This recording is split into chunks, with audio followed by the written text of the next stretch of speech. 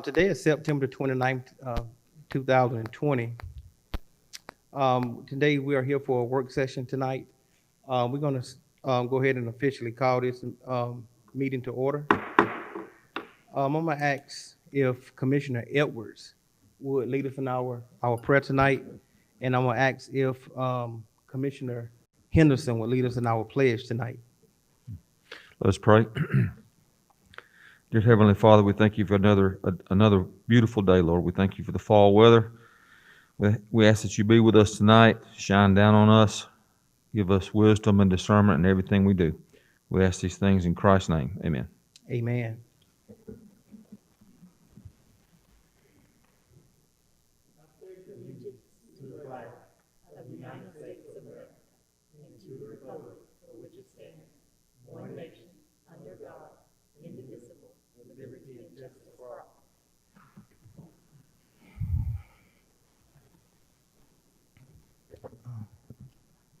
Guys, thank you all of you for being here tonight.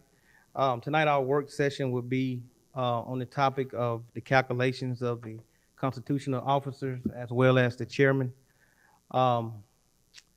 Tonight I'm gonna ask that our vice chair, Commissioner Damon Mason, come and lead this meeting tonight.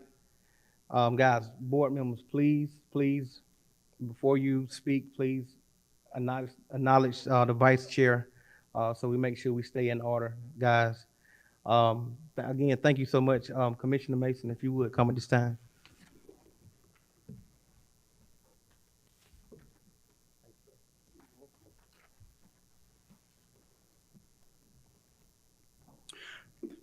Thank you, Mr. Chair. So we will, at this point, proceed with our presentation from our county attorney, Ms. Megan Martin. Thank you.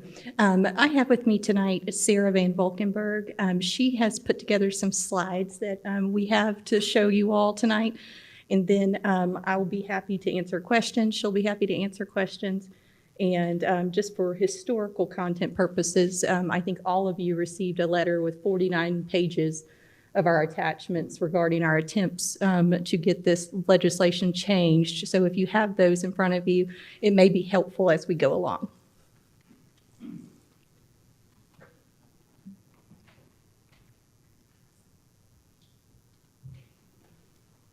Good evening, Commissioners. Could everyone hear me through the mask?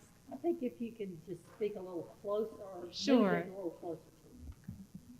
How's that? Is that better? That is better. Okay. Thank you. All right. You can go to the next slide. So the constitutional officers and chairman's salary are set by local law.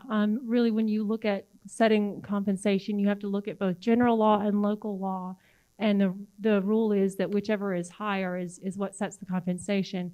And in Newton County's case, 1994 Georgia law, page 4156, is the local law in question that sets the compensation. I've got some of the pertinent text up there, but I'll just read it out.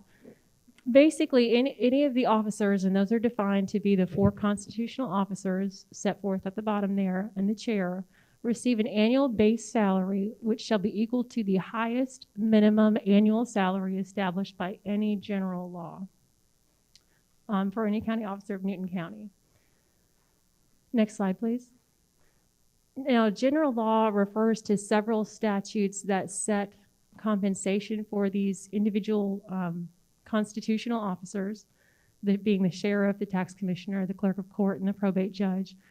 And so those include a schedule base salary that is set by population table, as well as certain supplements. It also references longevity increases and cost of living increases, and does allow the commission to supplement these salaries. Next slide, please.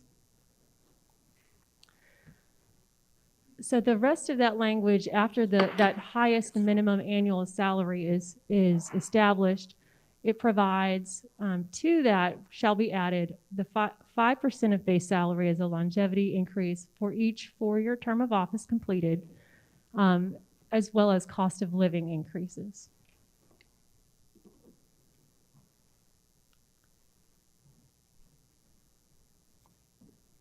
Next slide, please. Historically, because the local law includes that reference to longevity and cost of living increases separately after the computation of the highest minimum annual salary, the county has declined to use the cost of living increase and longevity twice. So in other words, we'll calculate a highest minimum base salary and then without including longevity or cost of living increases in that figure, and only once that is established, then proceed to include those items. Next slide, please. So hopefully you can see this. The historic computation method requires first calculating that so-called highest minimum salary of all the 5 officers. And these are set by general law, for the 4 constitutional officers. And that is comprised of a schedule-based salary set by population table. So that is a specific base figure. And in addition to that, general law supplements have been included because they are referenced in the reference to general law, but are not included in that secondary language as the longevity and the cost of living increases. So once you find the highest of the 4, for those remaining officers, you give them that highest, you give all of them the highest minimum salary. And then if there are general law supplements that have not been previously awarded, you add them at that time, followed by followed by longevity, where applicable, cost of living adjustments, and then where they're applicable, local supplements. Next slide, please.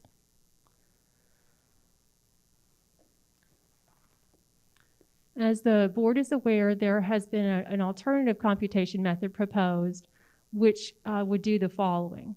So this takes a strict interpretation, as we understand it, of the definition of general law. So in order to find the highest minimum salary, what the alternative proposal is to take the schedule-based salary set by population, add general law supplements, factor in longevity, factor in cost of living adjustments, and then add local supplements. And then whichever of the officers is the highest, take that as the highest minimum salary. And then on top of that, follow through with the rest of the language by factoring in longevity again with respect to the specific officer. So the longevity, they'll have the whichever longevity is the longevity of the highest officer plus their own longevity, followed by cost of living adjustments. Next slide, please. As an example, this is for the clerk of court for 2020. The highest minimum salary as computed by the county follows the probate judge's salary, and that is consists of a schedule-based salary of $72,434.13. I guess I won't read it all up there. It's followed as well as general law supplements that to which the probate judge is entitled. And that results in that number in bold at the very top. And to that, for going to the clerk of court now, you take the $88,929.59, and to that you add any supplements to which the clerk of court is entitled based on her duties, followed by factoring in longevity, cost of living adjustments, and then local supplements. And as the board is aware, the clerk of court does receive a local supplement in the amount of $11,649.24 to result in that figure at the bottom there in bold. Next slide, please.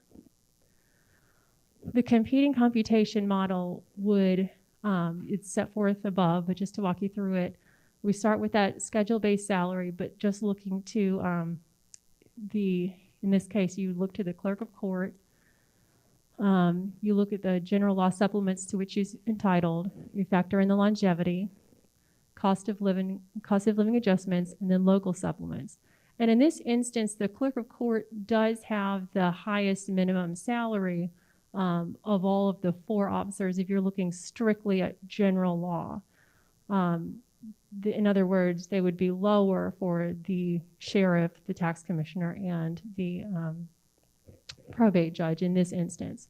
So under this competing method, then you would factor in longevity, which, as you can see, there's a longevity at the top of about 32,000, and then again of about 56,000, a little less than 56,700, followed by factoring in cost of living adjustments. So there's a very different final number at the bottom, and I guess what we're here tonight is to discuss the competing methods and which is appropriate. Again, the county's historic method has been to avoid that duplicate longevity and cost of living adjustment because of the compounding nature. Now, it ends up being different for each of the officers because it depends on their longevity and their cost of living adjustment, but this is just one example. I'd be happy to address any questions you may have.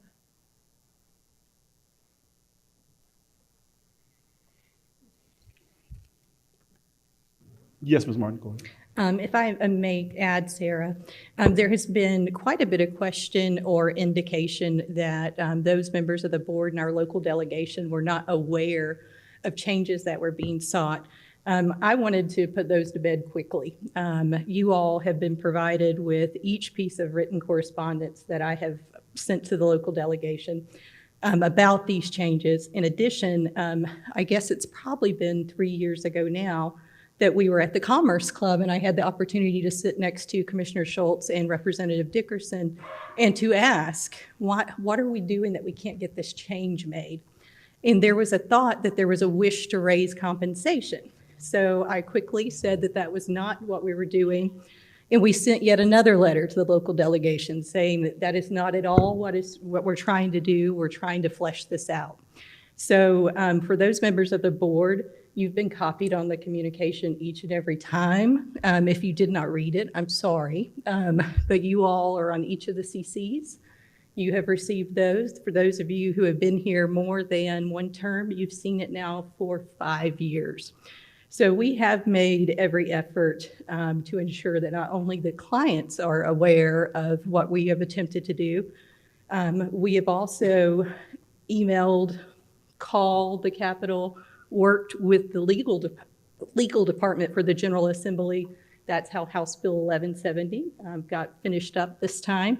And unfortunately, it did get tabled in the Senate, and my understanding is because it was a compensation issue. So I want to put that out there now because I've been hearing that quite a bit. Nobody knew. No one knew this was going on, and that's just a patent untruth. Unless you do not believe me, and I'm sitting here and telling you who I've spoken to, you have the documents. There's no question that we have been working on this out in the open since we started working with you all. So if you all have questions about computations, Sarah is certainly the one that has handled the hard work on that since we've been here. But I did want to make sure that I could say from my perspective what efforts have been made to ensure everyone was aware of this. Yes, Commissioner Henderson. Thank you, Ms. C. So I'm asking, I guess, kind of for myself. So when was I made aware of it? How was I made aware of it? We have sent 7 different letters, and you were CC'd on every one of them to the local delegation. So I received it through what? Through email. I'm sure Jackie would have called you with it. It would, and you have a letter that you should have received last week with all 49 pages of those. I think the letter I received last week was kind of saying that that the conversation was something that the General Assembly had passed, and that we were supposed to act on it. I mean, that was my understanding of what it was. And it wasn't kind of sent to an email, it was sent to Jackie, and she kind of read it to me over the phone. And so maybe I just didn't get most of those emails. And for those of you who remember when we first came to work with you, we made the constitutional officers at that point in time, we certainly would not have left them out of that. The discussion of, well, why are we doing this? And there was the explanation. This was just simply not something that was done without knowledge and without notice. We acted in the way that we should as the county attorney to work as hard as we can to ensure you have local laws in place that are understandable and apply. One thing that Commissioner Henderson brought up that I think is very important to note is that this local law was put in place in 1994. The individual sponsoring that legislation, Mr. Denny Dobbs, put forth what Commissioner Henderson has shared, that the chairman was to be the highest compensated individual. That was their goal in this because the chairman had duties. They wanted to ensure that this person was getting compensated for that. So that's how the 1994 changes came into place to begin with, is my understanding. Since I'm kind of aware of that piece, it was at that particular time, the chairman had the road department too as well, and so he had other duties. I mean, I think the chart had been changed, I want to say recently, within 4 years ago, a little bit more than that. And that was my interpretation of that. The chairman had the road department, had all the extra duties, and so he would, in my opinion, back then he was entitled to more money, and that was before the chart had changed. Now, this just so I be clear on me, I'm not saying at this point I'm against anything. That I'm open-minded. Thank you.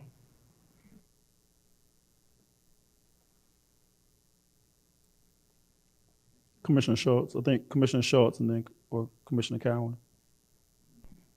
Thank you, Sarah. I did go back and look to make sure that all of those communications had been received. My question has to do with the fact that in all the communications, there's the term historical, for historical purposes, that these were calculated in this way, and historically meaning that it was calculated that way all the way back to 1994. What is the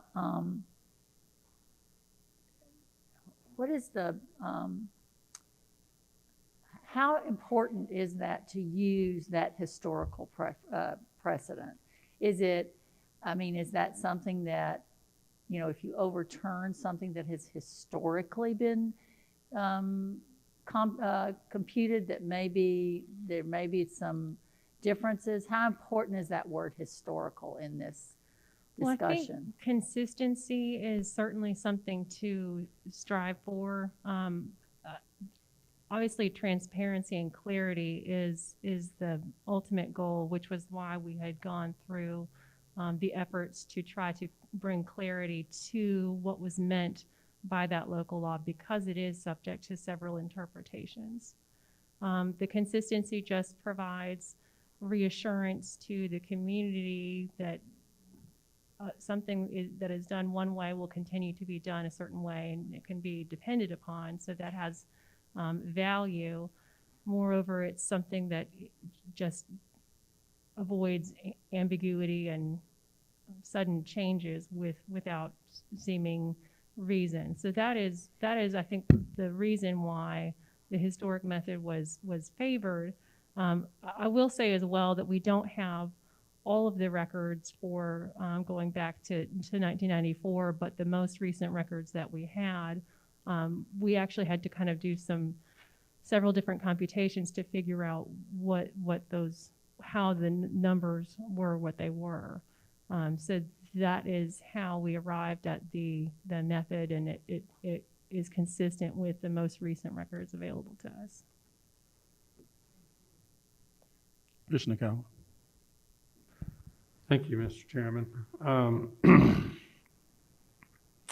One, let me apologize to Megan. I get so many emails all the time. I have to choose and determine which ones I'm going to read. Usually, if they come through you and there's to somebody else, I trust that what you're doing is just keeping me informed. So I probably have not read those. And then I've noticed today that sometimes I don't get everything that I should be getting. So there's probably some emails that are coming into my system for whatever reason are getting kicked into spam some which way. But anyway, I'll do some work on that. So I want to apologize to you. There have been some things that I have not seen, but most of them come in, and I trust that y'all are aware of what you're doing. So I probably have not read those. Commissioner Schultz touched on the issue that I had, the historic computation method. And Sarah, I understand about consistency involved, things like that. Is that an approved method under state law to allow that historic computation method? I'm sorry, I'm not sure if I Is it understand. is it okay to follow a historic computation method for calculating salaries? Well, we believe that the method that the county has been following has some basis in law. Again, I tried to walk you through it, and I know it's a lot to go through, but there are various kind of standard methods of computing compensation for each of the officers, and this does vary that slightly. And that's not unusual for there to be local laws that set compensation. The question is just the interpretation. Now, it is true that when compensation is set, you're not supposed to reduce someone's salary during a term of office. And so that was part of the consideration, of course, because we were coming in, I believe, at the end of a term at the beginning. So that was, part of the need for consistency. I'm sorry.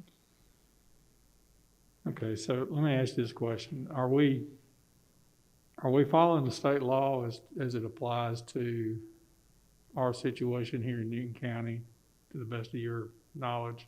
Yes, we believe there is a good argument for the way the county has historically applied the law. Okay.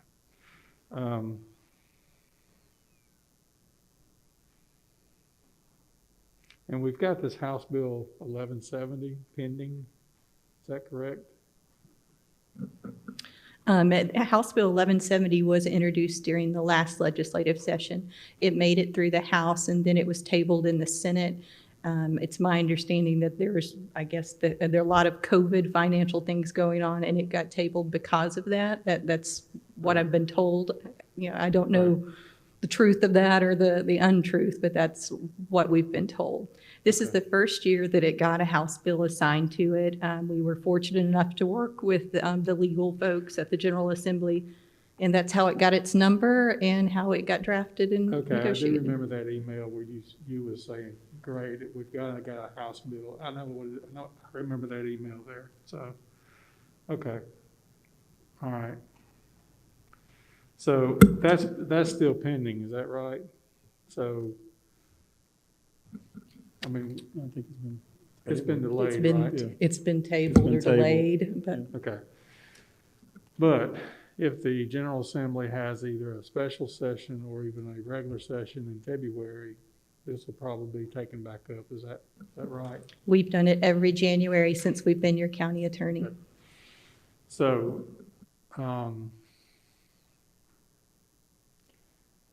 my thoughts would be, one, just wait to see if the House Bill 1170 passes.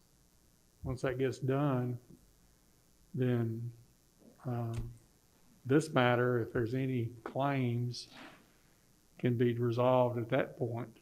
I mean, we can't resolve anything right now. It's too speculative. And I think that's where I would go. Would just be sit back and wait until the General Assembly makes a decision, or till that finally gets passed. It seems like it's going to go ahead and get passed. I would just wait until then, and then after that time, if there's somebody that feels like there's some claims out there, then they can file them at that time. Is that reasonable? I think if I can jump in real quick, and if you guys if you could just talk into the mics I'm sorry. very clearly, so just so that everybody can hear. But to my knowledge and understanding is that bill is dead. It cannot be resurrected, basically. So we is would that have correct? to do something brand new and maybe Megan can, we'd have to create a whole new, Okay, so that House Bill 1170, basically by it being tabled, session has ended, That's correct. we can't basically okay. use that one again. Okay, If so that's correct. we've got to have a new bill then, is that right? Correct. Okay, We do have the same bill that we've introduced year over year, so it looks the same as House Bill 1170. okay. Counsel for the chairman and probate judge did bring forth some suggested revisions that I thought were great revisions that we plan on incorporating, Well, I just for did- clarity's sake. I did notice in one of Miss Lindsey's letters, she recommended a consideration of a tier structure. That was included in there. That's not what I was speaking of as far as some of the Okay. changes. Right now, we need the local delegation to act on this issue. If we're going to Okay. rewrite with a tiered structure, I'm afraid that we're going to make our local delegation fear going forward with this all-new Okay. piece of paper, too. Well, then what we need is, I suppose, is a new bill to get to the local delegation as quickly as possible. But we will continue with the historic computation until that is resolved. Is that correct? That's our recommendation. Okay. And then I suppose if there are any claims, they can file them at that time, They could file them Afterwards. now, after they afterwards. feel like they have it. Okay. So there's nothing here for us to put our hands on to deal with as of January 1st. We'll continue with the historic computation. We will wait until, if we can't get a special session, we will wait until the General Assembly can meet in February. Is that right? That's what we've been doing each year. That's our Okay. hope, yeah. Okay. I just want to make sure I understood Thank where you. we're going with this. Commissioner Schultz, before you come, I want to ask a quick question. I know, Megan, you stated earlier that this information had been sent out to everybody. Just coming in 2019, I don't recall ever getting it last year or this year. Talking about the whole compensation calculations is brand new to me. Now, I did get the most recent email that was sent out that showed all of the letters that have been sent, but I don't recall ever receiving anything prior to that. The letters reflect you on the CC. So Sarah and I have went back to ensure that before I got up here and said so, each letter has CC'd each commissioner that has been on the board. For example, you all, your predecessor, Larry, Right. Commissioner Sims, you can see some with his CC on it before you came into office. We have this issue here, and I'm not sure why. When we put together letters and things on our letterhead and we send them out, it's wonderful that you trust that we're doing the right thing, but we don't make decisions for the county. That's for those of you who vote to do. We bring forward what we think are, the best ideas and strategies for the county. We tell the county what we think is the easiest way to defend itself. But ultimately, at the end of the day, I call upon you also just to ensure that you stay on top of things, because I have no way to know out of the 7 or 8 of you who's read what and who hasn't. So, but if you, for some reason, if your email, if you think there's a problem with it, I can resend all of them if you'd like. Yes, Commissioner Schultz and then Commissioner. Thank you. So I have several questions.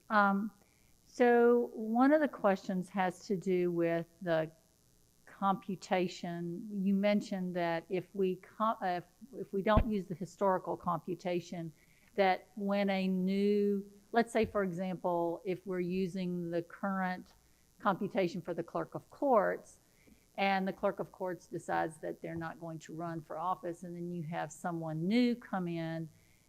When I did those calculations, assuming that maybe someone who had been here for a long period of time with longevity, that then it would revert back to a lower salary, and then conceivably all the constitutional officers might have to take a lower pay based on that computation. Is that correct? If the longevity is a factor in the setting that base salary, then yes, that could create some fluctuations.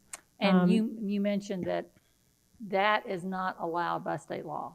Well, it is inappropriate to reduce the compensation of an officer while during a term of office.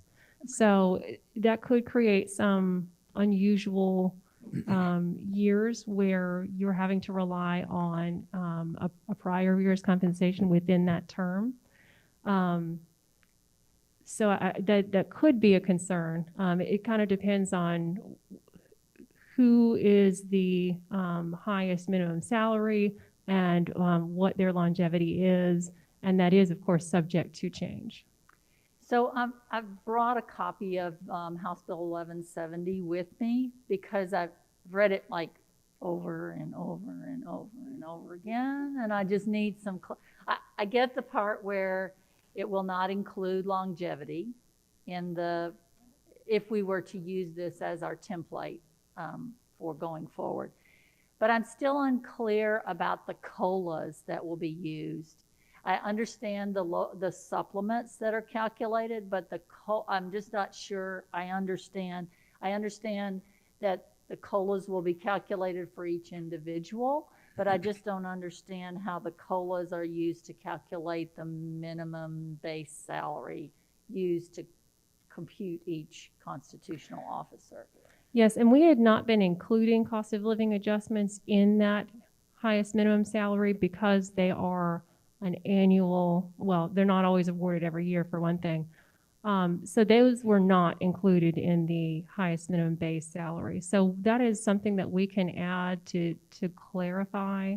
I mean, I'm not necessarily suggesting that we add them in, but I think if we're going to clarify everything, and I had such a hard time understanding whether they were in or out or what, you know, I think you've made it very clear that it will not include longevity increases. I think that we need to make that clear in the House bill, whether we're going to include it or not just leave it out, because we already see what has happened when we leave something out or when it was left out before. And my last comment is that I was on a call with the Board of Managers earlier this week, and there is some discussion that after the election, the governor will probably call a special session. Now, I don't know that we want to plan on that, but I think that it would be helpful to at least have this ready in that event so that we don't have to, I mean, my understanding, and maybe I'm incorrect on this, but my understanding is that you'd have to have this in place before qualifying. So we've missed that boat, that ship has sailed. But can you, if we get this in place and it has some changes and we have it adopted and all the constitutional officers have completed qualifying, can we implore or can we institute a new formula or new method of computation in the next year if it's after qualifying has taken place? Well, with the special session, and we may want to consult with the local delegation on that because of the concern about qualifying, and I understand that. If it were to have been in the January-February session, then you're right, it wouldn't be immediately effective. It would or would not? Would not. It would wait till the next qualifying cycle. I mean, I think we need to clarify what impact qualifying has on it. That's right. I don't have any other questions.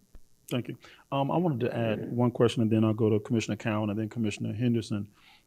Is it customary that whenever we do, say, for example, the bill, House Bill 1170, is it customary that we kind of go through from a legal perspective, that we go through that particular letter or what's being sent to the delegation with the commissioners as well as with the constitutional officers? Or was that something that was done from the very beginning and it was never restated each year when that was sent? If that question makes sense. Sarah, I'll answer that one just because I'm the one that's normally physically here. I do not think that we have had any discussions in person on this in the last 2 years. But prior to that, I know that we did have discussions previously with some of the constitutional officers who had questions. The previous board definitely, they gave us our priorities as to what we needed to work on when. There was quite a bit. But no, we've been pursuing the same changes since we got here. So we do certainly make sure that everyone's CC'd on written communication, but I have not presented this again since at least 2 years ago. Okay, thank you. Commissioner Cowan, I believe, was next. Thank you, Mr. Chairman. I just want to say I read through this, and for whatever reason, the state has come up with this archaic way of figuring salaries. I'm just not sure that's the best way to do it, but that's the way they're under the county officers are under that pay structure. But I don't think that in this situation here, that I think all of our county officers, I don't think anybody is intended to wish that they were overpaid. I think they're all willing to be, they're all honorable servants, and they just want it to be cleared up. So, whatever it takes to get it cleared up, that's what I'd like to see done as soon as possible whenever the General Assembly meets again. Commissioner Henderson. No, thank you. This is to our legal. So, am I understanding your recommendation? I understand you don't vote. I understand it's your job is to give us the best advice that you can possibly give, and it's up to us to take it or not take it. So, at this point, what is your advice? My advice is that we get this to the local delegation. We do have a member of our local delegation here tonight, so we have their attention. Get it to them in the special session or in January and February so that we can ensure that this is not something that comes up again. Now, as for any claims of back wages or anything due, that's something that would be a litigation issue, that if those that have brought these claims are not satisfied with any changes that are made in the special session or in January, they would have their claims preserved as they have put us on notice. One last comment. So if by chance, and this just your advice, if they were dissatisfied with the decision to wait to the local delegation, so could they, if they wish to, take it to court? Oh, yes, sir. I mean, I think that both Chairman Baines and Judge Bell could certainly bring a court action for what they claim to be that they have not been paid properly. They have put us on a notice, so they have fulfilled the ante litem requirements, so that they would have up until the statute of limitations to bring a case.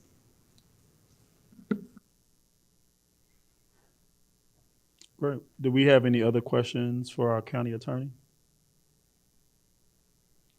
If not, thank you, Sarah. Thank you. Next item on our agenda, we'll have Attorney Stephanie Lindsey. She can come forth and provide her presentation to us tonight.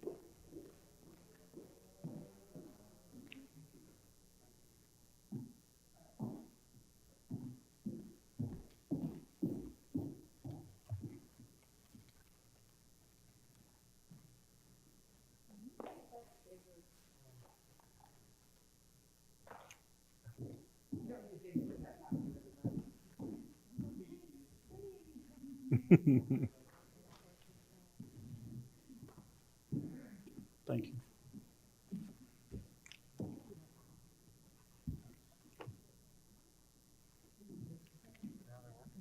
Mine is, and it just clicked on.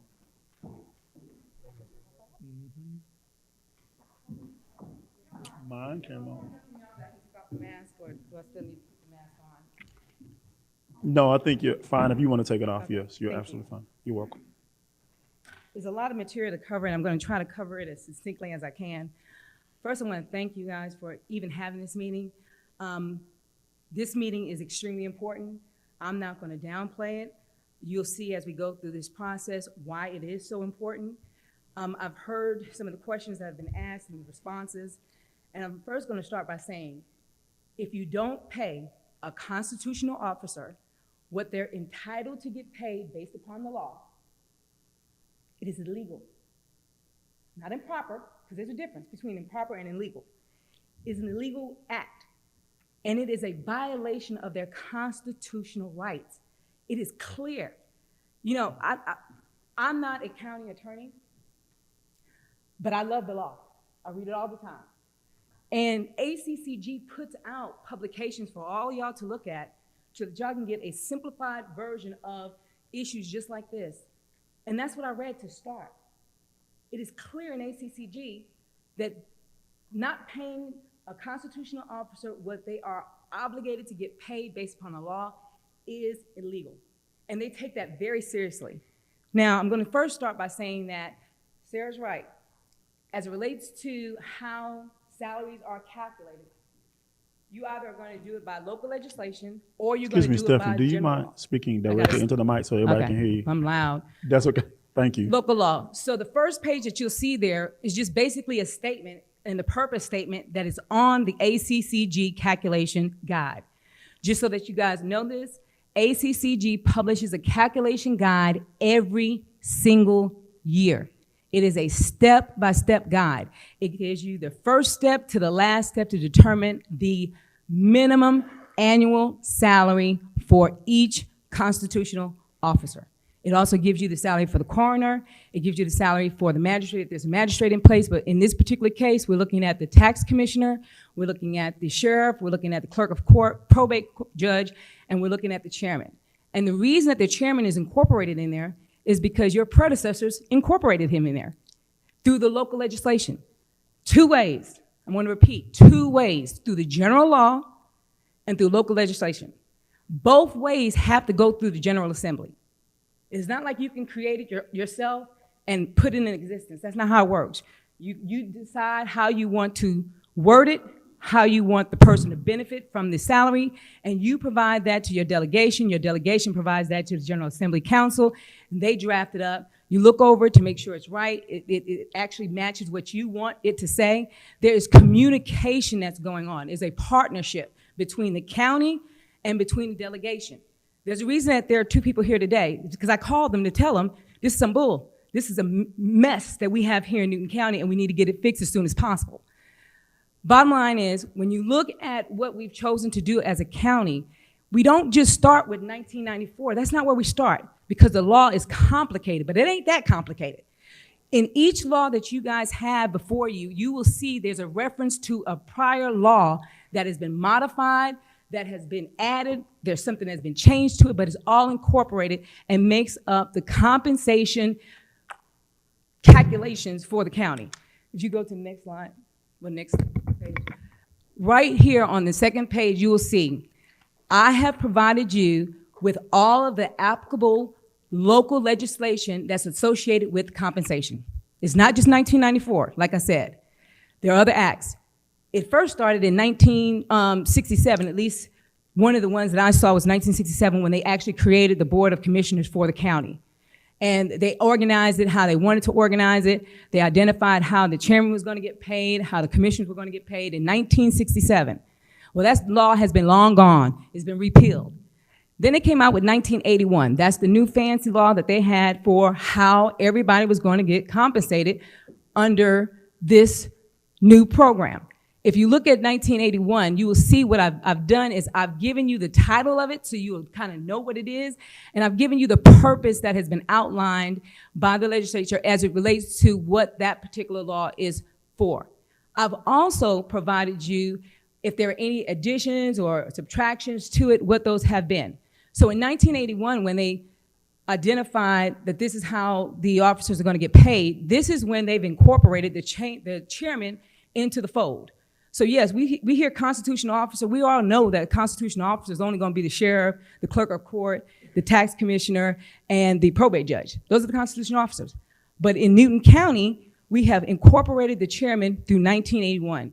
So that's why you see that that's there. Now, after 1981, after identifying exactly how everything was going to be set up, you will see that there were two sections in 1981. There was one section that dealt with how compensation was going to be made to the chair and to other officers that were named as the Newton County officers. But most importantly, when you go to the next law that I provided to you, 1989. It's Georgia Law 1989. It gives you the page number. It tells you exactly what it is. See, I highlighted this because what we have done in this county, and I don't know who did it, don't care who did it, I know who's in place right now to correct it. What we've done in this county is we have changed the law here, but didn't identify that it needed to be changed here.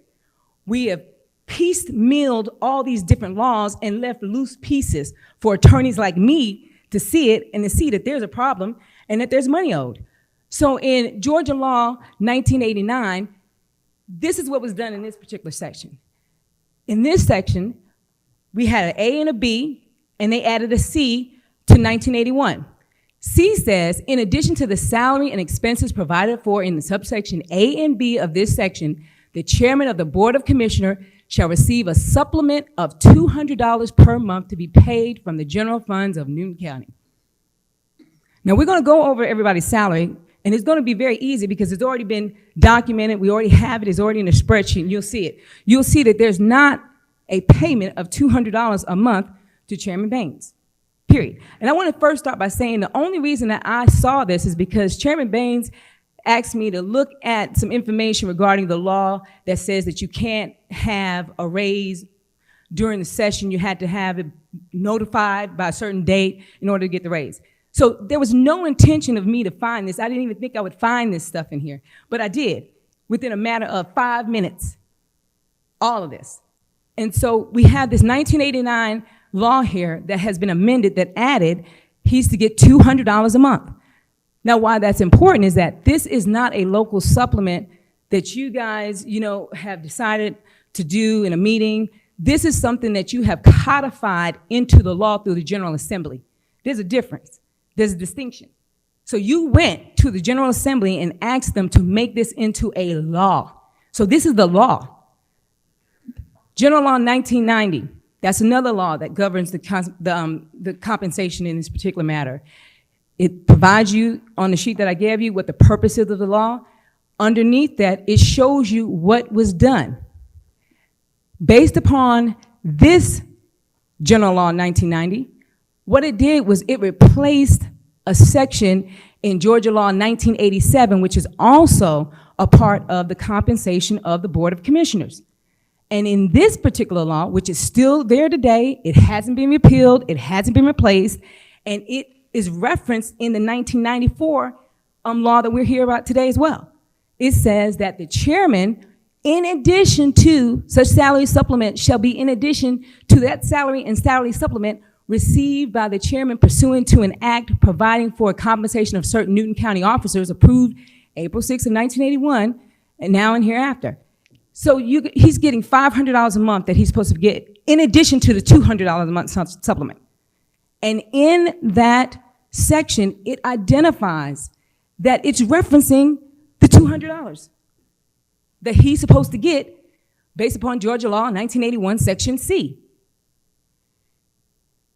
So it's not, I understand that to a person that's a layman, it is confusing.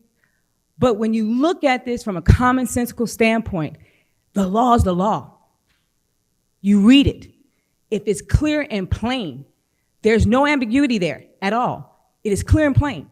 It says he gets $200 a month based upon 1981 amendment that was identified in 1989, and he gets $500 a month based upon the 1990 legislation. Next slide. Now, the next one, that's the big one. That's the one that's the big issue in this particular matter because it's 1994. And I'm going to reiterate that when you don't pay constitutional officers what they're entitled to get, I don't care if you decide not to pay them because in the past you've done it this way and you just want to continue to do it. It is illegal.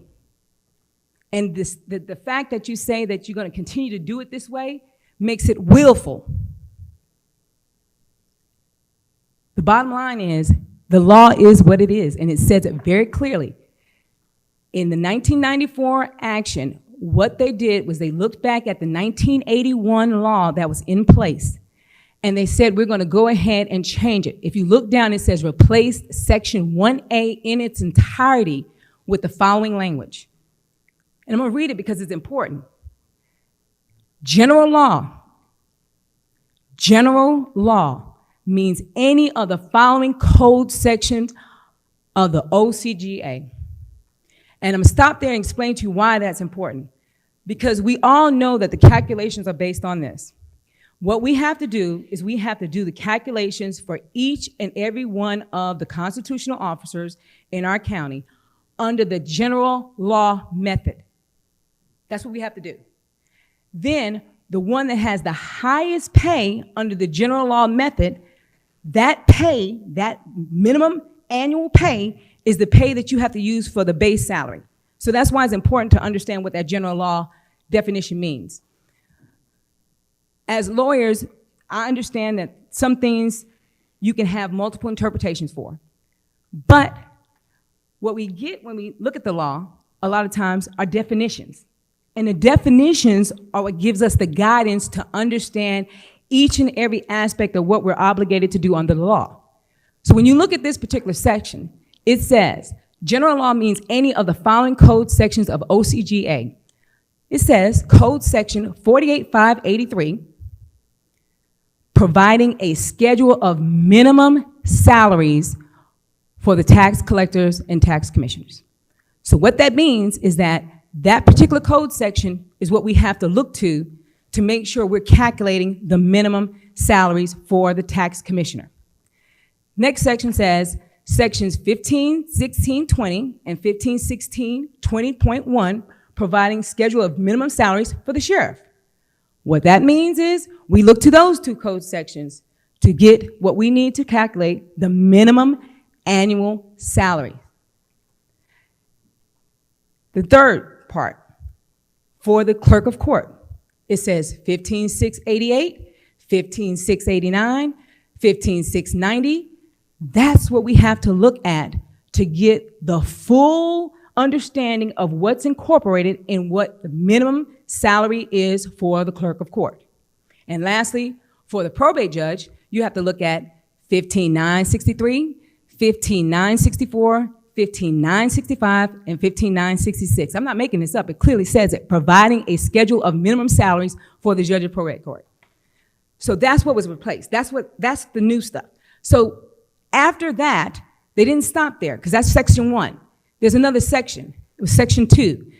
Section 2 is where the meat is. That's where the problem is that we have. Section 2 says that any officer who is elected for the first time after July 1993 shall receive an annual base salary, which is equal to the highest minimum annual salary established by any general law for any county officer. That's clear and it's plain. It says, whatever the annual base salary is going to be for our Newton County officers is going to be based upon is going to be equal to the highest minimum annual salary under general law. So that's where we get this from. We go and calculate every single person's salary under general law, and after we calculate that, we choose the person that's the highest, and then once we choose the person that's the highest, that number is used as the base under our local legislation. That's what it is. After you do that, and this is another problem, and I agree with the county attorney, I agree with Sarah, this is an issue, because why would you take in consideration longevity and cost of living adjustments in the first equation, use that as a base salary in the second equation, and then add longevity and cost of living again? It doesn't make any sense, but it's the law, because that's what was written. That's what was passed. So it's the law. Next. And then at the end, I highlighted this because it says, after all of that is calculated, then you have to look at all the expenses and other salaries that, other than salary that's provided by local law. That's what they get in addition to that. I think what's important about this particular code section is it kind of gives us guidance as to where our code or our new legislation needs to be. Because if you look at this particular code section here, it says the first part is this is how it's going to be computed for those elected officials that are elected after July 1st. And the second part says this is how it's going to be calculated for those elected officials who were already in place by that time. But it also says in this section that it can't, whatever you do, you can't reduce their compensation. You understand that? Because we're going to get into that later on, because that's another pitfall that we have in this particular mess. Go to the next page. Now, I highlighted this because it's important for you guys to remember this, and you'll see it on your sheet. I highlighted the code sections that make up what the minimum salary is. And before going any further, I want to make sure that it is for the record that Chairman Baines and Judge Bell, they are not asking for a raise. I mean, that's just not what we're here about. They never have asked for a raise. It wasn't that they asked for a raise. The correspondence that I sent was not a correspondence putting anybody on notice about litigation. The correspondence I sent was a letter out of concern to calculate this and look into this. That's what that letter was. I never said we're going to sue. I never said that. Wasn't implying that at all. Now, I have sent letters before that said that. I'm very clear about what I mean and what I'm going to do. And that's not what my intention was in this particular matter. My intention was to put everybody on notice that we have an issue here that we need to address immediately. This area here on this page, all I did was highlight the codes that make up what the minimum salaries are. Go to the next page. Section 2 of Georgia Law 1994. Again, the annual base salary, which shall, not may, because when you say that we can use the historical measures, that's when you have discretion. Under the law, there's a big difference between may and shall. Shall mean you ain't got no choice, you got to do it. That's what that means. And that's what it says here. It says, which shall be equal to the highest minimum annual salary. Go to the next page. I put this here for a reason, because this is the whole entire way that the Supreme Court looks at these laws here. What they do is they look and see if it's plain language. Now, we're all here. We got some common sense. We know how to read.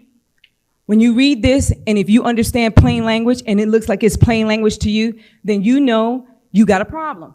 And the reason you have a problem is because there's no open to interpretation. If you look at this and you say it is clear what annual salary means in light of those definitions, what highest minimum salary means in light of those definitions, then it's clear, it's plain, it's unambiguous, which means that by you disregarding it because there's a historic thing or you want to keep consistency, you're going to be in big trouble. Now, I know people think that I'm a mean, aggressive attorney, and I am sometimes, but guess what? The next attorney that comes along and sees this mess here ain't gonna be as nice as me. They're not. Because when you violate somebody's constitutional rights, there's a lot that they're entitled to get. Next page. I pulled this straight out of the ACCG guideline. And I understand when it was presented earlier, it was, you hear minimum salary and you kind of figure out population, what does that mean? So I did this so that we can walk through and we can all leave here all educated about how we get to the number we get to. Under the general law, there is a salary base that is generated by looking at the population of the county.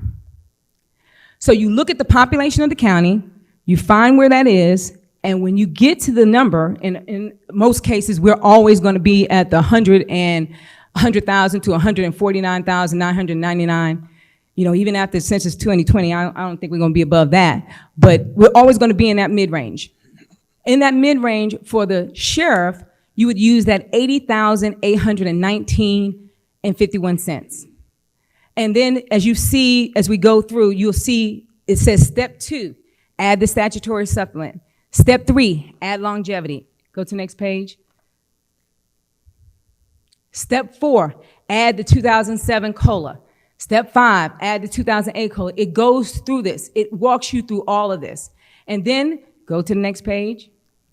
When you get to the final step, which is the add the supplement, if any, once you do that, you're at the minimum annual salary for that particular office, including longevity, because that's what the law says, you gotta include longevity.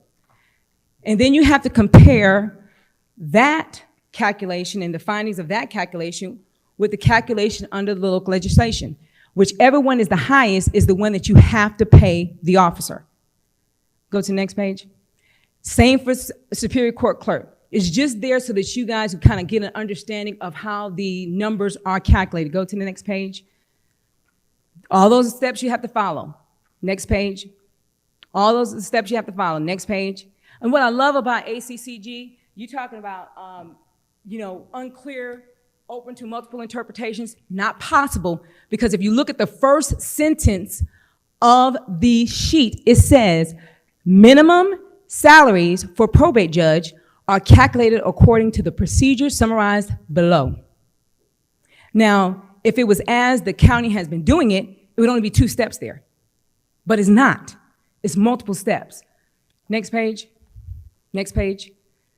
All this is just takes you through all the steps. It shows you, and this is not something that's hidden. Not something that's hidden. You know, my daddy used to always tell us that if you want to hide something from somebody, put it in a book because they're not going to read it. We evidently know that that's the case because Ronnie Cowan didn't read his email. I'm not calling you out, but you didn't read your email. A lot of people didn't read the emails. The email came in and they saw it and they just said, hey, you know what? This is happening. It's good. Great. All right, fine. I'm going to get into that later on. Go to the next page. Same thing. This is all available online. You can Google ACCG salary calculation, and it'll give you every single salary calculation publication that is available online, all the way to 2012.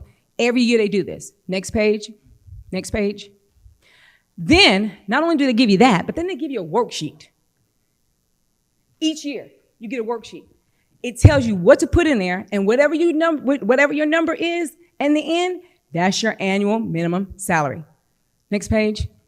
Next page. This is just a continuation of the worksheet. Next page. All right. Now, this is where what I did was I compared the salary computation that the county has been doing to the salary computation that is required by law. And we're only using 2020 for demonstrative purposes just to show what the 2020 numbers are. So, based upon what the county did, the county says that the sheriff's minimum annual salary under general law involves the sheriff's base salary, which is $80,819.51, and then the supplement, which is $3,883.08. Now, earlier, when I started talking, I said to you that the information under Georgia Law 1994 was important, especially Section 1A, because it outlines all the code sections that you have to incorporate in the minimum salary. For the sheriff, you have to incorporate 1516.20, and you have to incorporate 1516.20.1. Now, based upon the county's calculation, the only code section that's incorporated is 1560.20A1 and 1516.20.1, a portion of it. But when you look at those code sections, what is missing is longevity, which is a major component of calculating the minimum salary for constitutional officers. So the longevity number is going to be under 1516.20B, and as you can see, that is incorporated at the top where it says you have to look at these for the minimum salary. These are all the components. There's no exception. There's nothing in the code section that says excluding this. That's not how it is the whole entire section. So based upon the county's calculation as to how they arrive at the highest minimum, guess what? You're missing several components. The components in red are what you're missing out of your calculation. And it's clearly identified in the definition that you have to include it in it.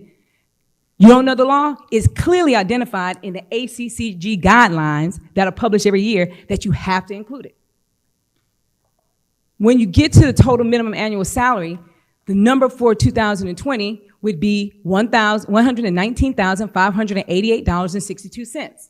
That's what the number is. You'll see at the bottom, I give an explanation. I said for the sheriff's calculation, the county included only parts of 15, 16, 20. You guys know, when you write a law, we are lawyers. We like to be very flowery with our words. We're not going to put one or two words. We're going to put a whole bunch of stuff in there. You can't use a part of it and not use all of it. You have to use all of it. And that's what's missing out of the county's calculation, all of it. So those are the items that are missing out the calculation. Next one. This is the tax commissioner, same thing, for the purpose of looking at the information regarding, I spelled commissioner wrong, so don't hold that against me. For looking at the code section, it says 48.5.183 is what you have to look to. When you look at what the county included, it included 48.5.183B1 and 48.5.137. And 137 is there because you will note that in every single section it says anything that's hereafter amended or provisions that are added. Well, that was a provision that was added later on. But that's a supplement that he's entitled to under general law. That's all that the county has included. Everything else is omitted. So the annual salary should be $88,776.49. You go to the next slide. Same thing with probate judge. All of that in red was omitted from the calculation. All of that that's in red is included in the calculations that are pursuant to law and included in the calculations in the ACCG calculation guide. Next one. And clerk of court.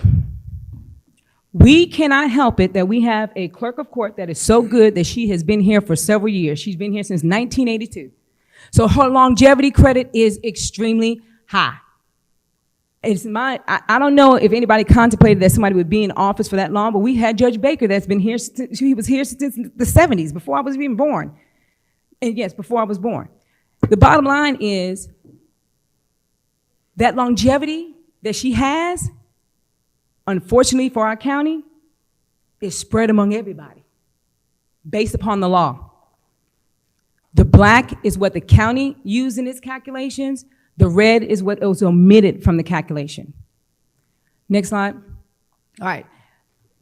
These are the code section for the clerk of court. The reason I incorporated this in here is so that you guys can actually look at it for yourself to see, because, you know, I hear all the time, you know, I'm not going to believe anything that somebody tell me, but I believe what I see. Well, you see it, it's there.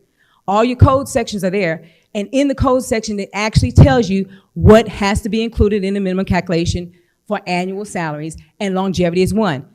Also in the code section, the first part of it talks about the minimum annual salary schedule, and the first step is that population minimum salary. Population minimum salary is the base salary that we have to use to start the calculation by looking at the population. All that is in there. Next slide. Same code sections. I put every single code section that was outlined in the actual general law definition in there so that you can see it for yourself. Next slide. Now, this is the general law calculation that we did based upon what the general law is, and based upon the ACCG guidelines, and based upon the code sections that you saw. And we did this for the probate judge, we did it for the sheriff, and we did it for the clerk of court, only because we know the clerk of court is the one that has the highest salary, so we didn't want to waste time doing it for everybody, but we did it for those purposes. When you look at the probate judge general salary under general law, that's what her salary should be for 2017, 2018, 2019, and 2020. Go to the next slide. For the clerk of court, you will see that that's what her base salary should, that's what the highest salary that she can earn, the minimum highest salary she can earn for 2017, 2018, 2019, and 2020, okay? 2021 is there for a reason, so that you guys can see the calculation for 2021, because there is a big change in 2021. The big change is that the base salary for the population goes up, and so I put that there so we can have a discussion about the 2021 numbers. But those are the numbers. Now, because she is the highest, and that is the minimum salary there, you have to use her salary as the base for the other Newton County officers, including her. Because don't forget, now we do the general law calculation just to establish what the base salary is going to be for the Newton County officers, but that salary there, it goes across the board to every single officer. Next page, that's the sheriff. He's at, 115, 117, 117, 119. Like I said, we already know the clerk of court is going to be the highest. Next slide. Okay. Now, this is the pay that the officers got in 2017. That next page, you'll see the pay. That's their actual pay that they received. Those are the actual calculations from the county. When you look at base salary, you will be able to see exactly what they use for the base salary. And in this particular case, for 2017, the base salary that they use is for the probate judge. Now, based upon my calculation and based upon my understanding of the law and based upon my clear reading of the plain language in the statute, that's wrong. That is not correct. And that's what everybody got paid in 2017. Next page. This is what they got paid in 2018. Next page. 2019. Next page. 2020. Now you will see, based upon the county's calculation, what they've done is they use that base salary, and then what you do is you add in that supplement that they're entitled to based upon the law. And then after adding in the supplement, you calculate the longevity. When you arrive at the adjusted salary, then you add in the cost of living, because the law says under general law that you have to get that cost of living for every single year that the cost of living was provided. But guess what, y'all? That calculation is supposed to be under the local law, not general law, local law, because we have local legislation that outlines exactly how we're supposed to pay Newton County officers. Then we go into an expense allowance. Not everybody gets an expense allowance, just the sheriff has one. And then after that, that's what ends up being the total salary at the line next to the last line. That's everybody's salary for 2020. Next page. Now, these are excerpts from ACCG warning counties on what to look for when they're using local legislation to guide them for the compensation of their officers instead of the general law. The first thing that's in there, and this is in the book and is in every single book that's published, the same exact thing, it says COLA and longevity increases. It says, except for county commissioners, the COLAs and longevity increases required by the state minimum compensation laws do not apply to county officials paid by local legislation unless the local legislation specifically provides that the county official is entitled to statutory COLAs and longevity increases. So they're already telling you, they're giving you a warning. You don't have to put it in there. You know why you don't have to put it in it? Because it's inherent in the base salary that's already been used. So they're saying, you ain't got to use it. But if you want to use it, you're using that at your own peril, because basically what you're going to end up doing is paying them extra money. You're paying them twice. It says it right there. I ain't making this up. It's in the book that's published every single year. The next warning that it gives you is state mandated supplements. It says, unless specified in local legislation, county officials paid according to local legislation are not entitled to supplements mandated by state law. Which means if you're going to pay them local legislation, you don't have to give them a supplement, even if the supplement is mandated under general law. You know why? Because all of that is inherent in the base salary that you're using for them, because you're using the highest annual salary of the Newton County officers. The next part, I did this because it just reiterates how there is no mix-up. There's no multiple interpretation of this. The next section says, if the county commissioners wish to provide additional compensation to any official, they generally may do so. And I'm gonna say this. If you're already paying them a lot of money and you choose to pay them even more, that's y'all. They shouldn't have to suffer for that. That's on y'all. Says the local supplement in any amount paid over and above the state minimum salary. And you see where it says the state minimum salary? Now, we all know in school, when you see parentheses, is a definition or an explanation or breakdown of what the prior phrase was. It says the state minimum salary, i.e., base salary plus state mandated supplements plus longevity increases, if any, plus COLA. State minimum salary. It says it right there. It says, however, once a local supplement is given, it generally cannot be taken away during an official's 4-year term of office. And this is true for judges. All right, go to the next page. All right. This is what alarmed me. Now, when I did the calculations and I saw the number that we would have to start out with because we had to use Linda Hayes' salary, and she has a lot of longevity credit, I was alarmed. I was alarmed because I pay taxes in this community too.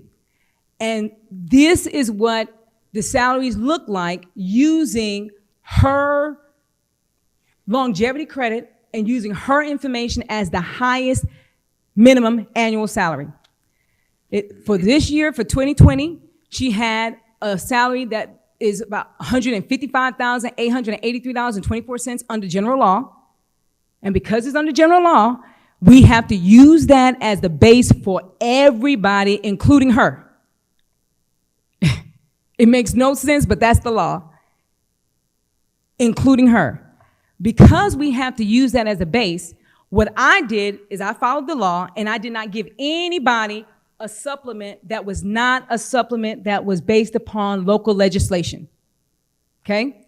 So all the supplements are gone. I understand the sheriff gets a supplement, Ms. Hayes gets a supplement, they get expense. All of that is taken out because that is not under the local legislation.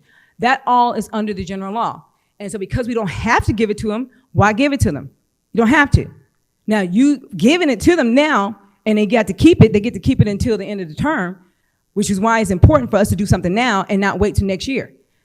But the salary for 2020, based upon my calculations, which I almost can say 99.9%, is right. It's right. It's $211,830.33 is what the sheriff should be getting paid now. Plus, you were gracious enough to give him a supplement that was $21,532.32. That's what his salary should be right now. 2020. The clerk of court, her salary should be $267,090.42 plus the local supplement that you gave her, that she wasn't entitled to. She didn't have to get it, but you gave it to her. Well, you didn't give it. Well, yeah, you did. You gave it to her. The tax commissioner, even coming in with no history, nothing, is going to come in at $184,200.29. Probate judge, $191,532.53, because they're all entitled to a COLA because under the local legislation it says that they can get a COLA every year that the state merit system publishes a COLA, they can get it. And then Chairman Baines is $201,810.30. And the only reason that Chairman Baines has an amount there for the supplement is because those supplements are under local legislation that he's entitled to, that he hasn't gotten this whole entire time. Next slide.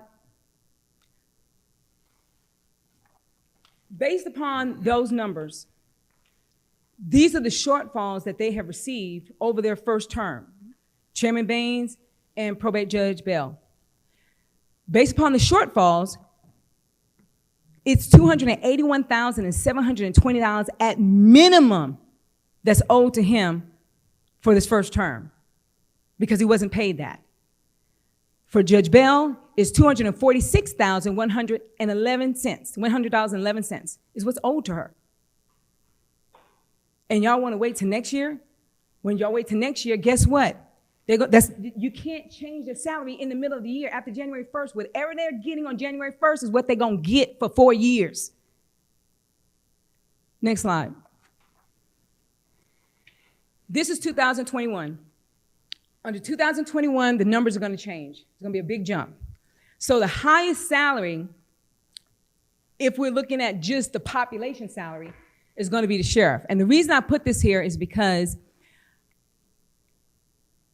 I have an idea, and I'll share with you at the end, but it is based upon these numbers here. Go to the next slide. 2021, based upon the population minimum salary. You know, in looking at our local legislation, one little word would have made a world of difference in this case, and that word is population. One little word.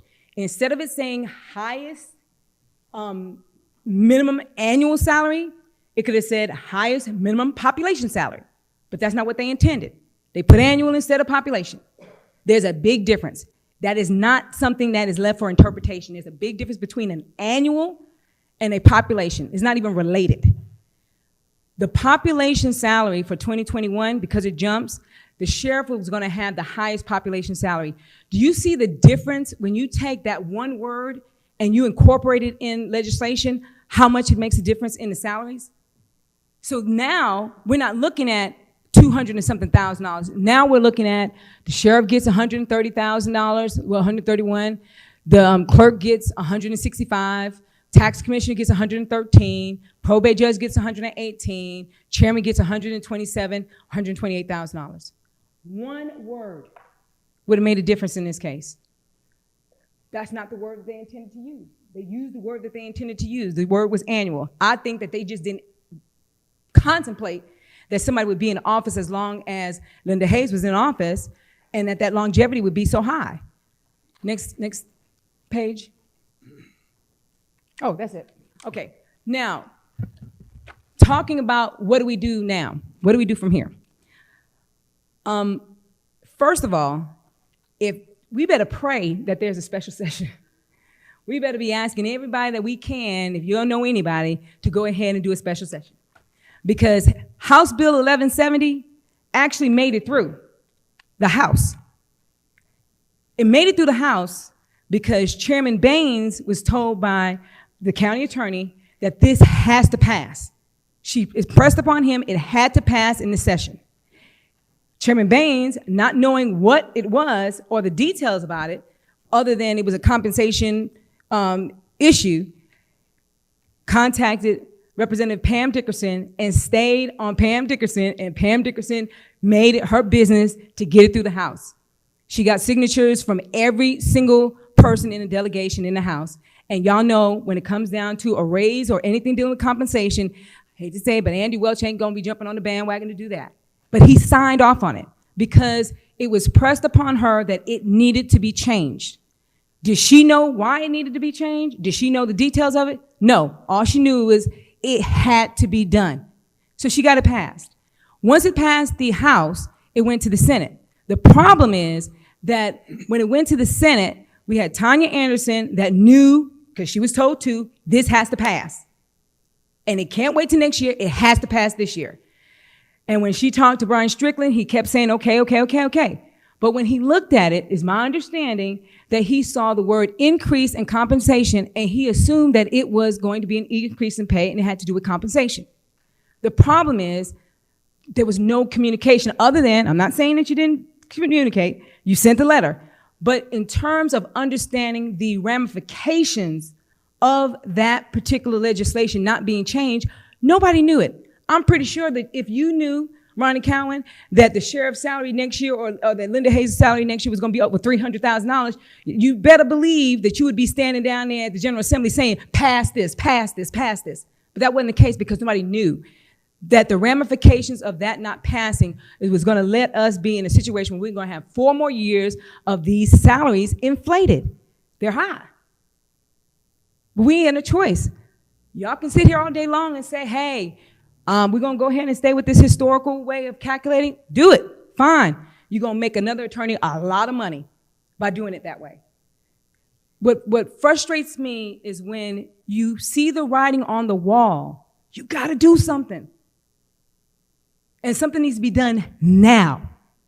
My suggestion was when I submitted the letter to the board about what needs to be done, you got to work on new legislation right now. I mean, immediately. Because by the grace of God, if there's a new session, a session that comes in, We can't be trying to fix and try to get together the numbers or the wording to get it there. We already need to have it because we got two people that are very vested, and it's not just them. We got Dave Belton that's very vested in getting this taken care of. We got other individuals in our delegation that are vested in getting this taken care of. That's why they're here today. And they're ready to do whatever needs to be done to get this thing taken care of in this year. And that's what we need to do. I put in my letter, the legislation that we have now, the way that it is worded, is not going to address the issue. It isn't. Because it leaves too many things out. Number one, you as board members, and I'm pretty sure that your county attorney will tell you this, and Sarah will tell you this in more detail later on, you can't just willy-nilly change compensation of officers that are already in term, especially if they're in their second term or third term or fourth term. There are laws, there are pitfalls against that. Doing that can be illegal. Sarah already said you can't really do this, so you got to be careful about the wording that you use. It needs to be tiered like the other one was. It needs to be something to address the new people coming in, how y'all are going to address the people that are here right now. And I have said my individuals that I represent, and I'm pretty sure the sheriff and the clerk, we got good people in office. Now, I personally, with all the hate that's going on in our community, wouldn't be jumping to help anybody. I'd take my money and run, but that's just me. But that's why I'm in politics. We got good people in office that are willing to help and figure out what needs to be done. I have asked for them to get back all their money that's owed to them. I think they're entitled to it. It wasn't their fault that this was done and wasn't changed. We don't even know what the intentions were of the individuals that drafted it. It may be that the intentions were to draft it this way, but they just didn't contemplate that we would have a Linda Hayes who would be in office as long. We all know, because it's a small community, that the reason, or one of the reasons why it was drafted, and one of the reasons why some of the other resolutions were done, is because they wanted the chairperson to be the highest paid person in the county. That would have achieved that. But now we got a situation where the salaries are just ridiculously inflated. Ridiculously inflated. But they're legal. And since we're in a community that likes to follow the law, and they're legal, they should get paid what they're owed. We should work on what we need to change. Now, if y'all have any questions, I'll be happy to answer any questions that you have, but I definitely want to leave with y'all. It is illegal to not pay these individuals what the law requires them to be paid. Even if you created the law, it doesn't matter. They're supposed to get paid what the law says that they're supposed to get paid, period. It's not a raise, it's compensation that's already been outlined in the law that they're asking for. Thank you, Attorney Stephanie Lindsey, for your presentation tonight. I want to take this opportunity to ask any of our commissioners if you have any questions that you want to pose to Attorney Stephanie Lindsey in regards to her presentation tonight. Yes, Commissioner Henderson, go ahead. For me. Ms. Lindsey, you had stated it's illegal. So what are the, I guess, ramifications of if the board chooses not to, maybe go in that route? Is it jail time? No, it's not jail time. Okay. No, not for that. What happens is in the law, and I'm pretty sure you all have heard this, there is, you can make a mistake, and when you make a mistake, the law is a little bit more forgiving. But when you do something intentionally, when you know it is illegal, you know it's wrong, the law is less forgiving. So there are other penalties that you could be subjected to as a result of continuing to do it the wrong way. And it's been done, we don't know how long it's been done the wrong way, because like Sarah says, they don't know how, they wasn't able to go as far back as they would have liked to be able to go all the way to 94. But we do know it's been done wrong now. The calculations are not correct now. We know that.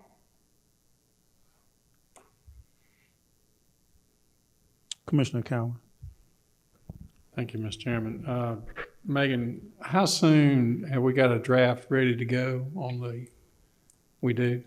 Not a tiered structure, but I mean, we've had 1170, that language, for 5 years running. Okay.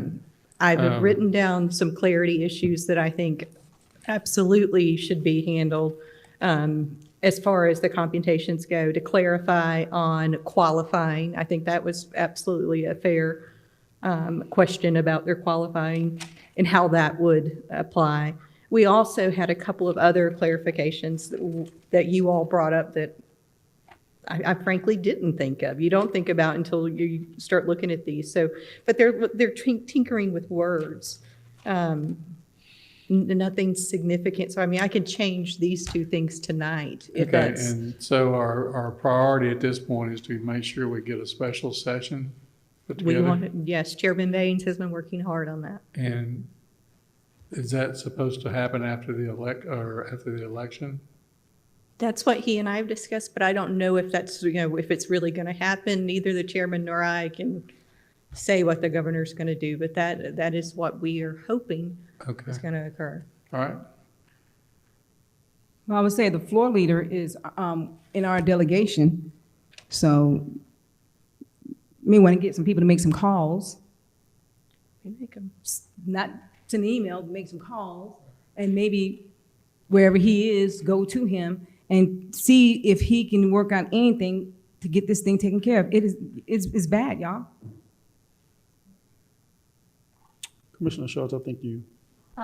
So this, our enabling legislation that we changed in 2016, I think that we need to make sure that we have clarification between what's in the enabling legislation, because there are bullets that discuss cost of living increases and the reimbursement for actual and necessary expenses. So I think anything, if we're going to go ahead and change this or make clarity from this act, we need to reference back to that enabling act. We can definitely do that, but understand that we can reference that in general, but let's say 10 years from now, none of us are sitting here. If that changes, then it references back. We get back in another cycle of it being incorrect. If you're talking about the change, are you talking about the form of government change? Yeah, what I'm saying is that in the form of government change, there are references to the compensation and to the cost of living calculation. Yes. So I just think they need to be aligned. Yes, but I believe that what it says in the form of government section that deals with compensation is a generalized statement that says refer back to the Compensation Act of 1981, 1994. It does. And remember, it says at the end, any amendments hereafter are automatically incorporated in there. So when you change that, what's going on there is going to apply to the form of government section that deals with the compensation. My biggest concern is the section that talks about cost of living. Okay. Because there is a cost of living reference in that enabling legislation. I just want to make sure that whatever language is in this act is consistent with what's in the enabling legislation, or else that creates confusion. Well, I believe that right now the legislation House Bill 1170 says minus longevity, but it could easily say minus longevity and cost of living, because again, if you're using the language we already have, which I think the language we have is fine, except for the fact that it has that highest minimum salary.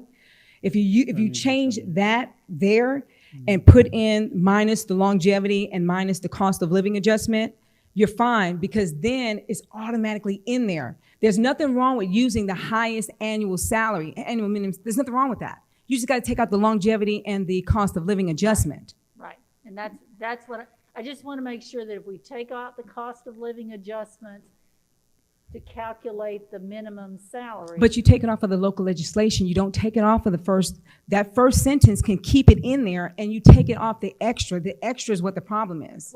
Well, Yeah, let me finish. Go ahead.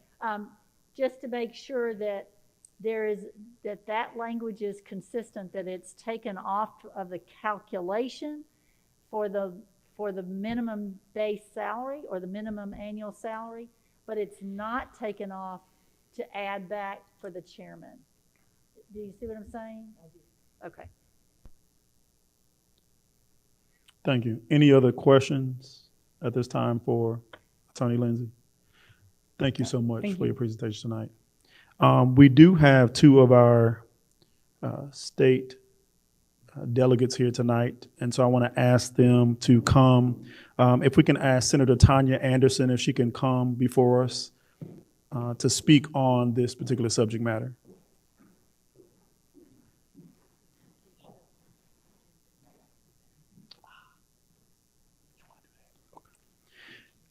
Senator Anderson, give me just a moment. We want to make sure that we amend the agenda to add that because it wasn't on the agenda. Yes, Commissioner Schultz. I make a motion to amend the agenda to add Senator Tanya Anderson to the agenda. Do I need to, are we going to add anybody else to the agenda? Yes. To add Representative Dickerson. representatives from our local delegation to the agenda. May I have a second? So all in favor to amend the agenda? Guess I get to vote too, huh? All opposed? So that passed 5-0, that we will amend this agenda to add our local delegates to this agenda. Senator Anderson, you can go ahead and come. Thank you so much for your patience.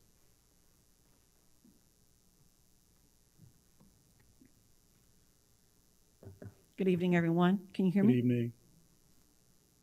My name is Tanya Anderson, and I am the state senator for District 43, which covers portions of Newton County.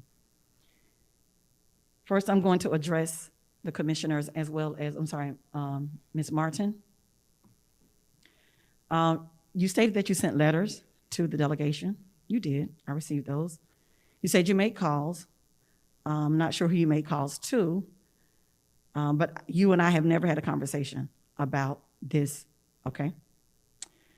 Or any issue really concerning Newton County. And for this to be a very urgent matter, it seems as if you would have made it a priority to speak to everyone, including the delegation members and the commissioners. The Newton delegation is made up of more than one or two people. We all have to make a decision about Newton County. As a county attorney or an attorney, period, you should want your client to be well informed about an issue that concerns them, especially one that they pay you to represent them in, and one that will physically impact the taxpayers of the community. Actually, tonight, I would suggest that you have a working session to review your charter. You actually got a jump start tonight from Attorney Stephanie Lindsey. Finally, you said that there was a thought about the bill being a compensation bill. If you heard it was a thought, then it would have been incumbent upon you to make it very clear to your client that the impact that this would have. This is very, very concerning to me. As a former local official, I had a city attorney. I required him to give an explanation, one, for billing purposes, two, for clarity. As a member of the Newton County delegation, from me to you, commissioners, and to anyone else in this room that is a Newton County citizen, I am here to serve you. I want to say that looking at what you have in your charter and in every contract that you have would make you a better local leader and a good steward. I'm here to serve, I'm here to assist, and I want to continue to tout the praises of Newton County because you are one of the best counties in Georgia. This should not be a hiccup or a hang-up in any way. Anything that concerns Newton County, I've gotten calls, I've gotten text messages, I've gotten visits at the Capitol, and this should have been one of them as well. A general conversation about compensation, salary, or anything that would impact the taxpayers of this community should have been very well versed in a conversation.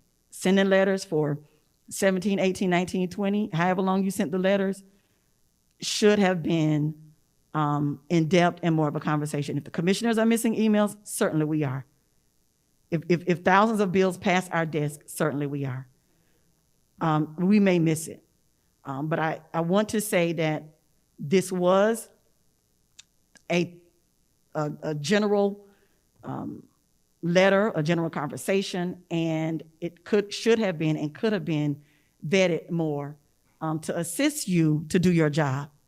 And that's what we are here to do, as I am here, and I can speak for the rest of the delegation, here to do, help you to do your job. And with that, I'll take any questions if you have them.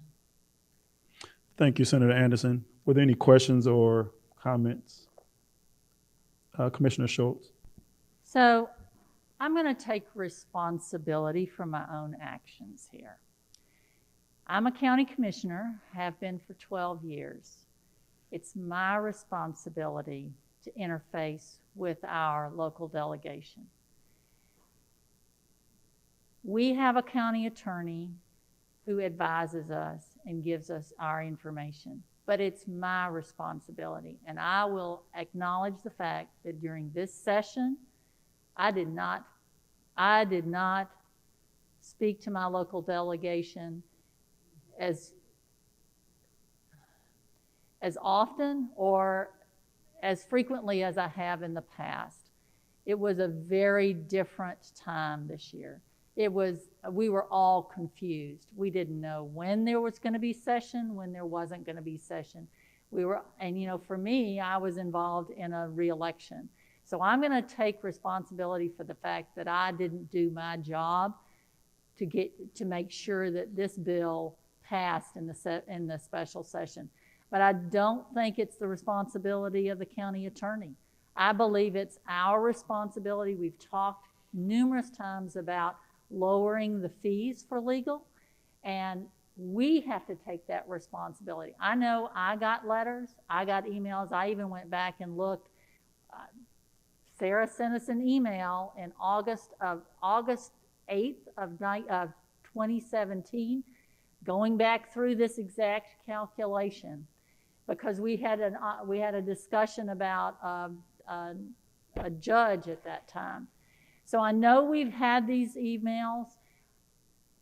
I'm not saying that it was your responsibility. I'm saying it was ours, and I dropped my ball, and I'll accept responsibility for that.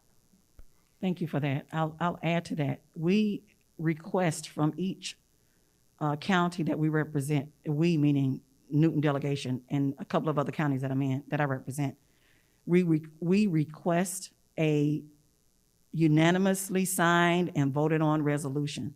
That is what we receive. That's what we receive to push forward any local legislation. And we receive that from each of you. So our understanding is that you've already vetted that process and that you've come to us to ask us to move forward. And I'm just saying that we did that, but we didn't push forward after that. And in previous sessions, I know I've done it, but I can tell you I didn't do it this time. Because it's not that I didn't believe in this legislation, it was just an unusual year. Nobody knew what was going on. And that, we were in the middle of a pandemic that none of us had been in before. Thank you, Commissioner. Any other questions or comments?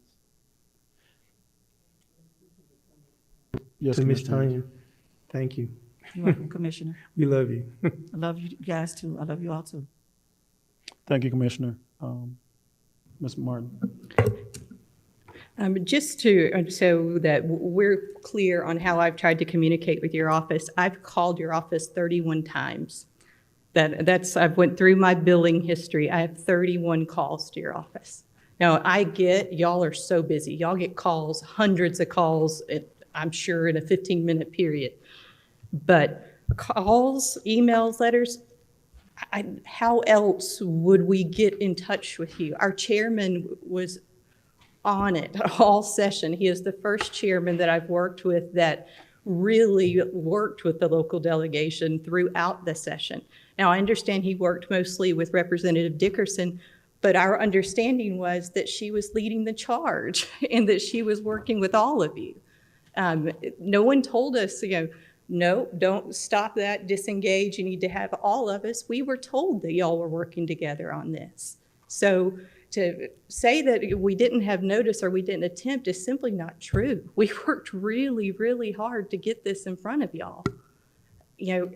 Again, I acknowledge, I can't imagine the workload y'all have and then have your full-time jobs on the side.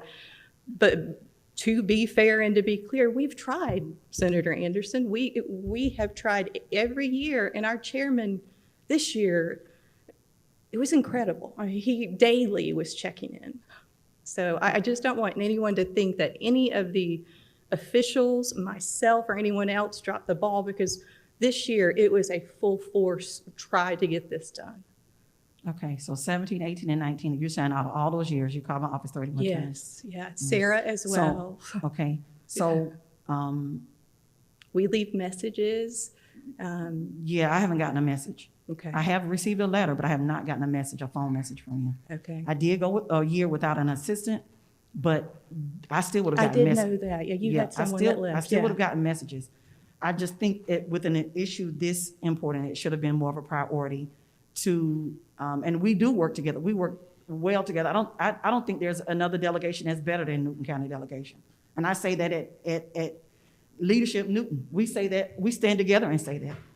So I can't imagine not being able to have a conversation with a group of legislators, state legislators who get along very well, and we move the needle for Newton County. We move the needle for Newton County. So I hate that the ball was dropped. I hate that you guys are in this position, but I will do everything I can to make sure that I help you and I assist you to get beyond this, to get to where we need to be for Newton County, because I serve all of Newton County. I love Newton County, and citizens are a priority, especially when they are taxpayers, and all of them are. So that this will impact them, and I can't stand back and allow something like this to get by without at least trying to defend the taxpayer. Thank you, Ms. Martin. Any other questions or comments for Senator Anderson? Thank you, Senator. We appreciate Thank you. your time. Let me make sure everyone has my number. 404-463-2598. Thank you. Thank you, Senator. If we can have Representative Pam Dickerson, if she could come.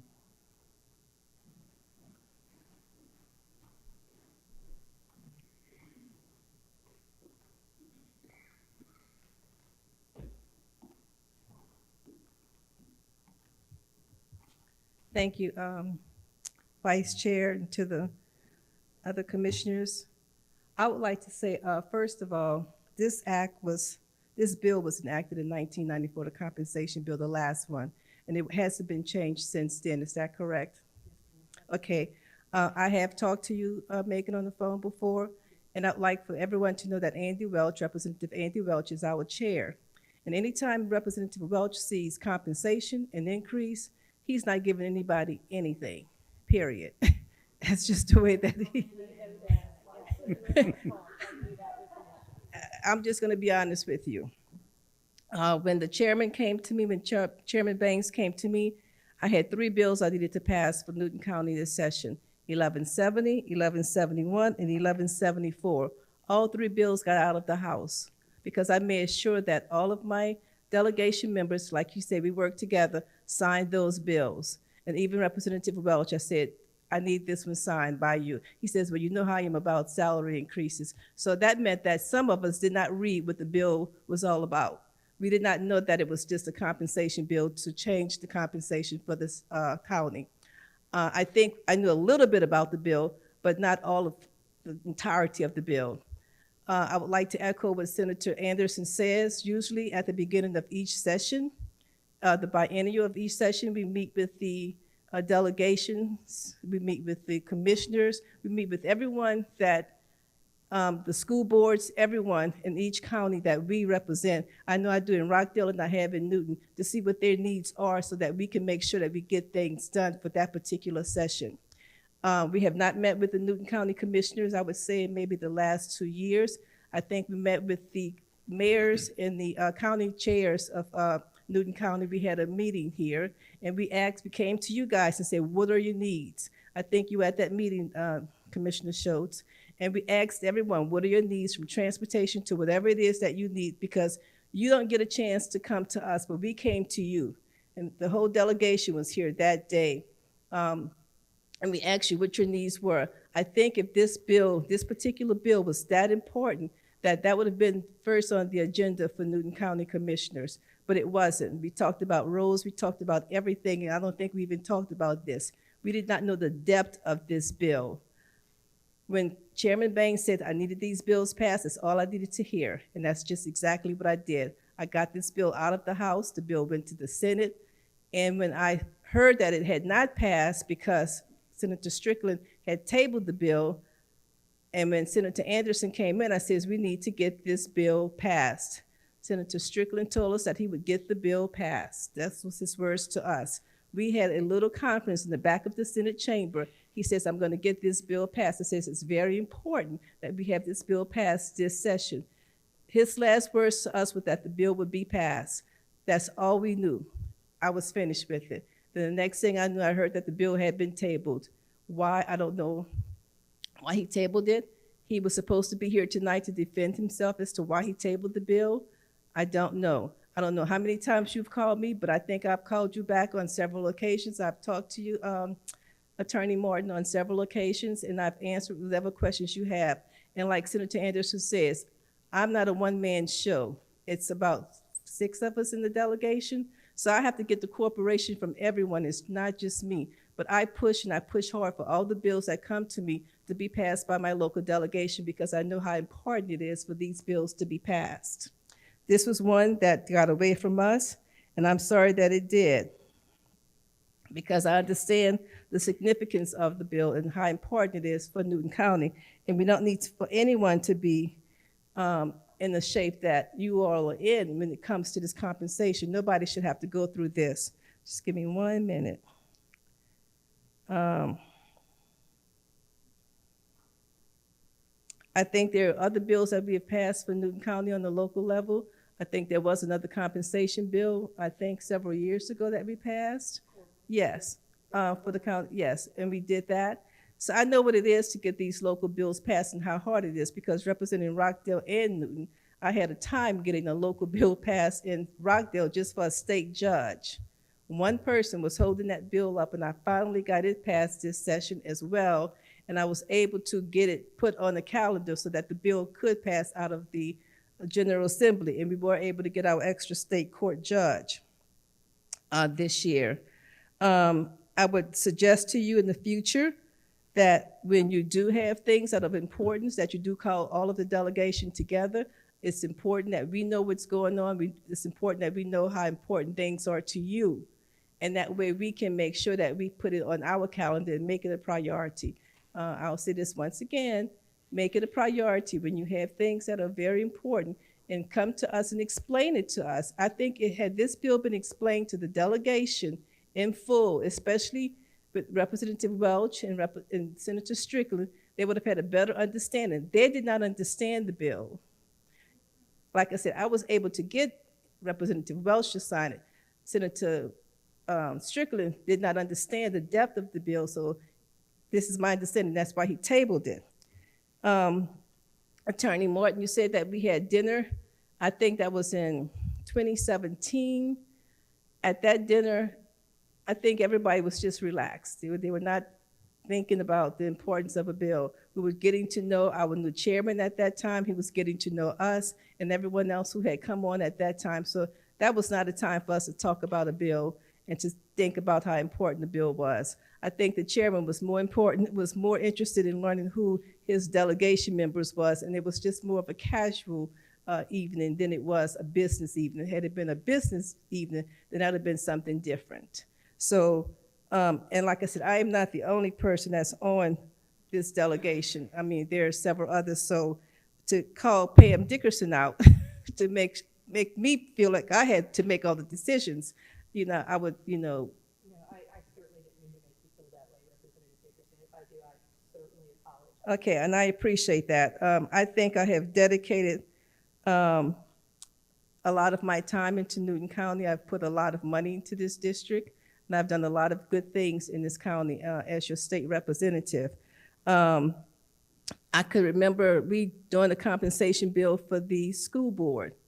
It took 2 years. That's how long Representative Welch wanted them to wait before they got compensated for that bill.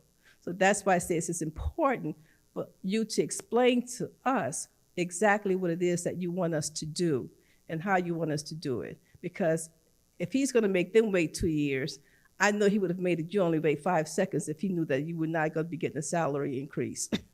That he would have really stepped on this sooner. And like I said, he was the chairman of our delegation. So even going to him and not even coming to us, but he would have gotten to us, would have been even more important to you. And if you needed to know that, I would have definitely told you that, because I am the vice chair of the delegation. But like I said, I did get 1170, 71, and 74 out of session. Well, not 70, but well, I did get 70 out of the House of Representatives this year. It was just tabled in the Senate. And I think I wrote an email to all of you all explaining that too, and letting you know, if you didn't know what it meant to table a bill, I explained that in my email to everyone as well. And I hope everyone got the emails. I think it came back from the city manager because he was out of town, I guess, at that time. So if you have any questions for me, I'll be more than happy to answer them. But once again. Thank you, Representative. Any questions or comments? Yes, Commissioner Schultz. Thank you. And this question is, I think both of you have made the comment that we really need to make sure that we have our meetings with you. Like, I mean, we had them regularly. I would say I know we didn't have one in 2019, and I don't remember one in 2018. But what is the best format and the best time? I'm not going to be on the board going forward. So what is the best time for this board to get with you and the rest of the delegation, and in what type of format, to make sure that any bills, and even this bill, when we redraft it, to make sure that you all are clearly on the same page with us, because that's, you know, it's important with you representing 2 different counties that you know exactly what our needs are.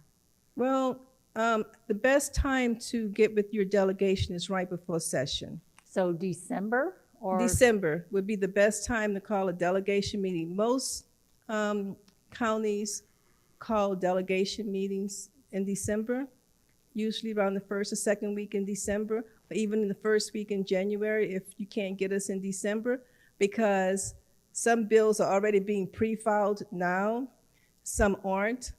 But that's the best time to call the delegation meeting, you know, once, especially after the November 3rd election.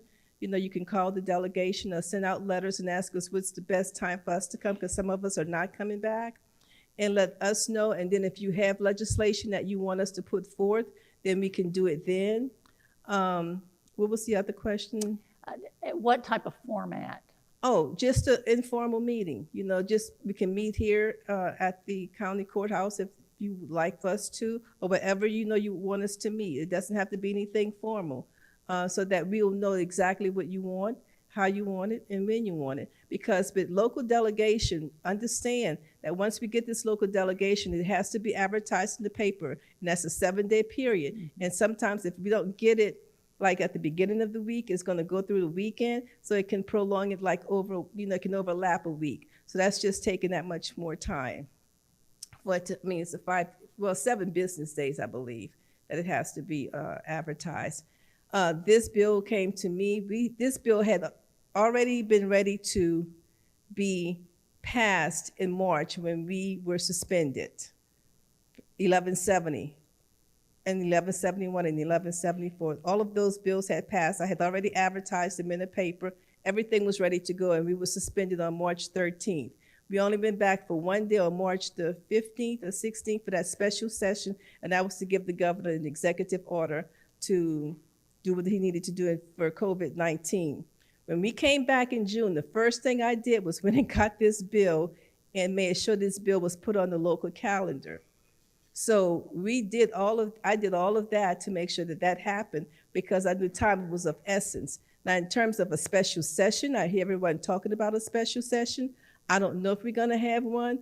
It's my understanding that there are some who do not want a special session. I don't know what the governor is going to call a special session for, but even then, if it's local legislation, it still has to be advertised.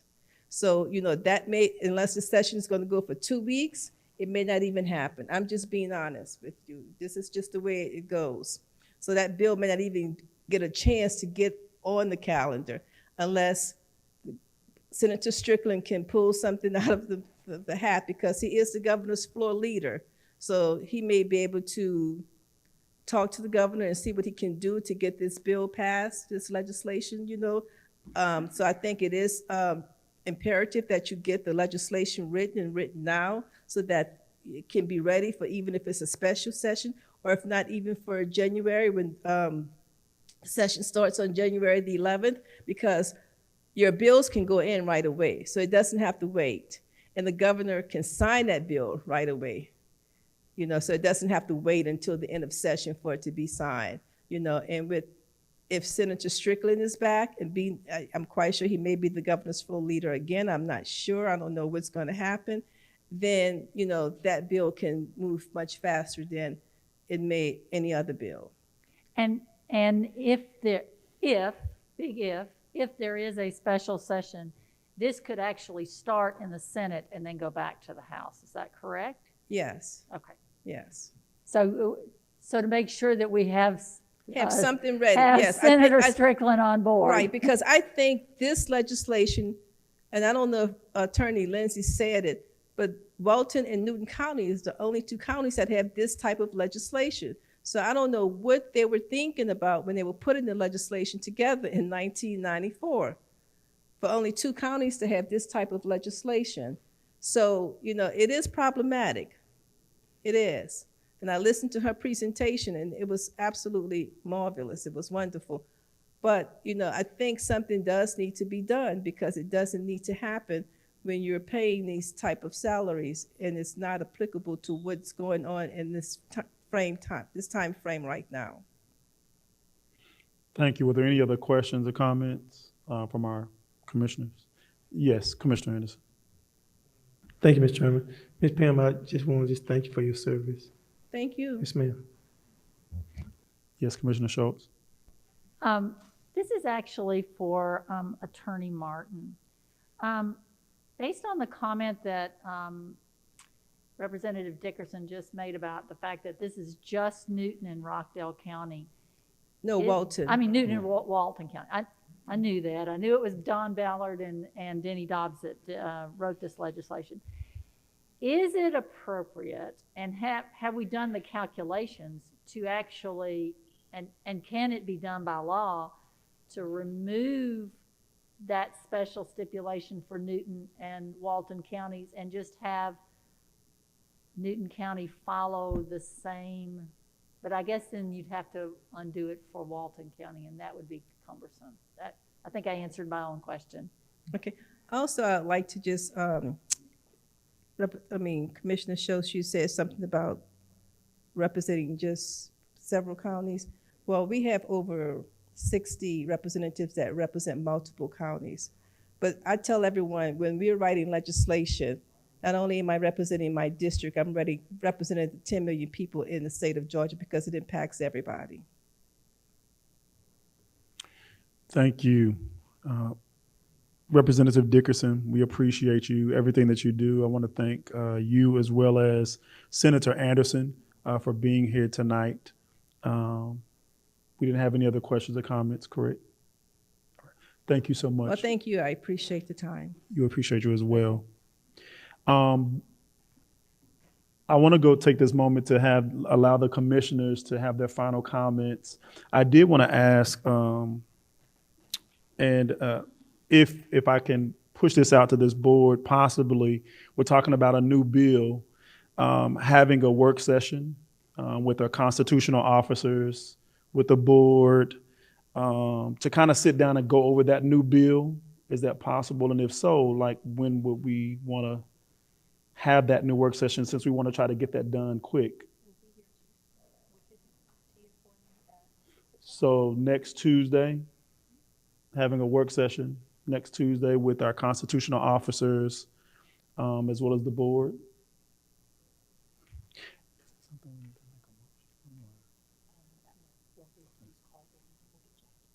Okay.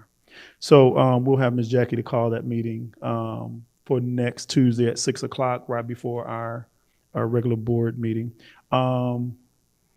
Commissioner Edwards, any final comments? Not many. Thank you, Mr. Vice Chair. I've sat over here and listened to a lot of people all night. I haven't asked any questions. Basically trying to understand the history and of how we got here and how we got, and in the end, all I can think about is how we got a recreation bill passed to change the verbiage or move the recreation department through the state legislature up under the Board of Commissioners, and we couldn't get this passed. I'm not pointing fingers at anybody. I'm just trying to understand how that's possible. And I'm trying to process it right now. So those are my comments. Thank you, Mr. Vice Chair. Thank you, sir. Commissioner Schultz. I know, normally it is me, but I'll go last. My only comment would be to make sure that, to speak to Representative Dickerson's point, that I think it's really important going forward that we make sure that every year, even in a pandemic year, we have meetings with our local delegation to make sure that we are all in congruence with what we need to represent the people that we all serve. And, you know, I hope that that's something that we'll go ahead and get that on the calendar as soon as possible, so that we won't be in a similar situation next year where everybody is somewhat not uninformed, but unsure of what are the priorities. Thank you, Commissioner. Commissioner Henderson. Thank you, Mr. Chairman. You know, this has been a very crazy year this year.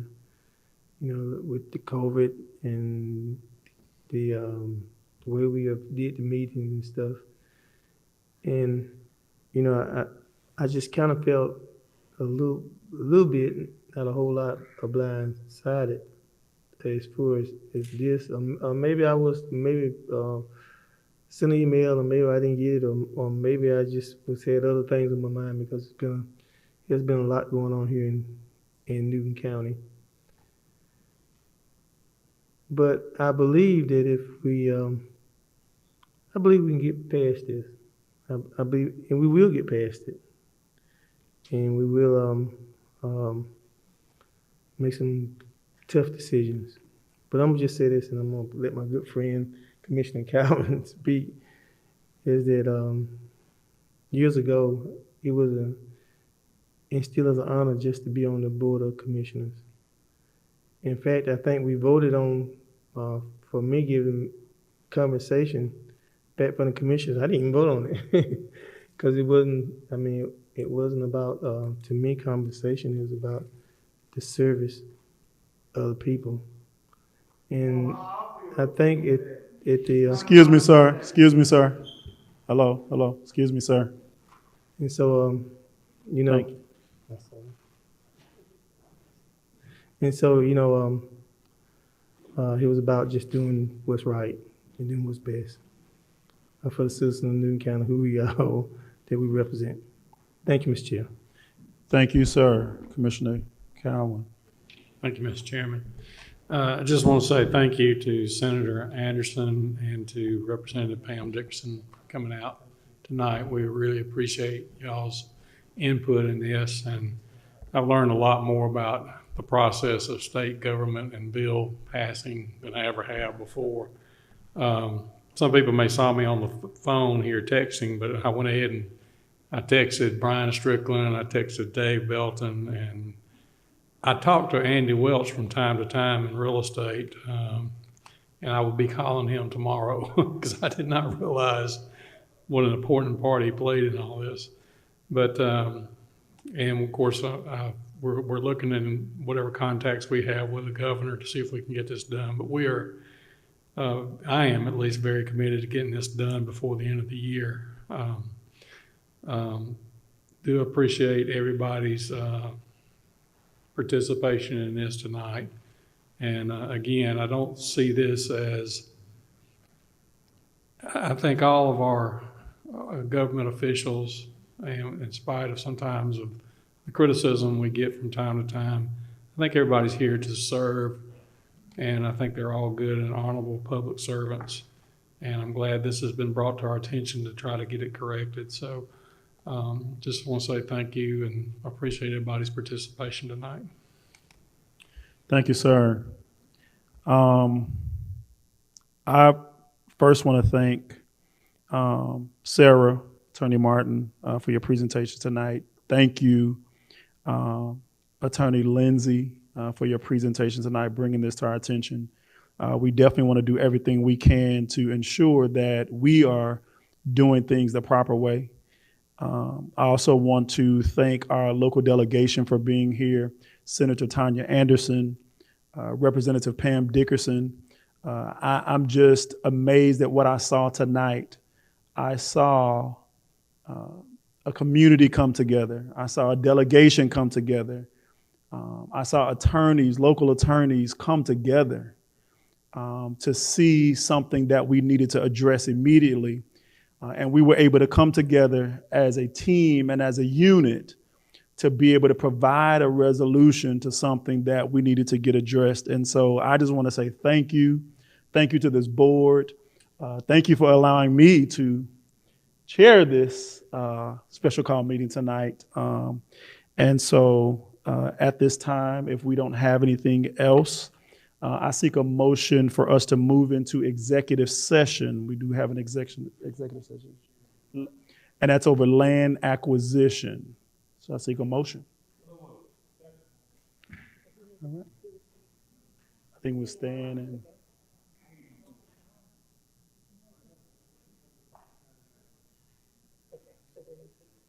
Okay, Stan.